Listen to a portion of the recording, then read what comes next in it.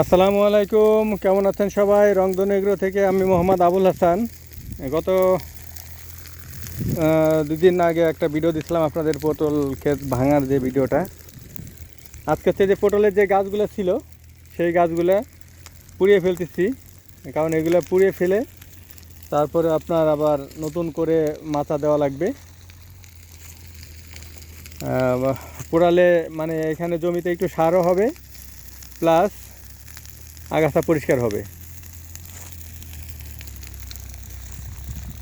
এই যে দেখেন, এই যে পটল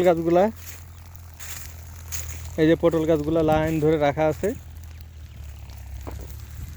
এই যে দিছো, এই যে এইভাবে লাইন ধরে রাখা আছে, মানে প্রতি লাইনে লাইনে।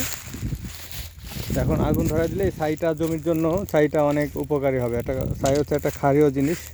অনেকে জানেন জমিতে চুন দিতে হয়, পাথর চুন দিতে হয়।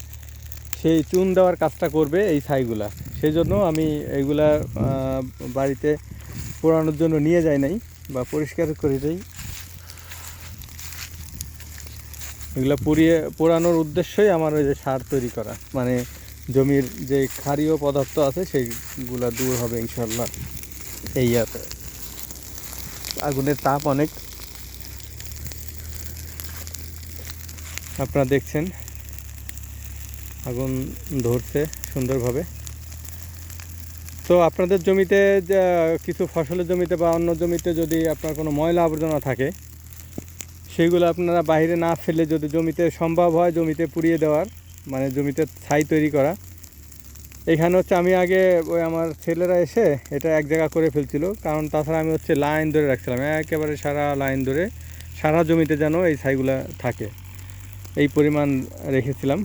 বাট ওরা না বুঝে আগেই এটা করে ফেলছে। যাই হোক, তো থাকেন আপনারা আমার সাথে। এইগুলো আমি পুড়িয়ে তারপরে হচ্ছে অন্য জায়গায় যাব, অন্য কাজে যাব।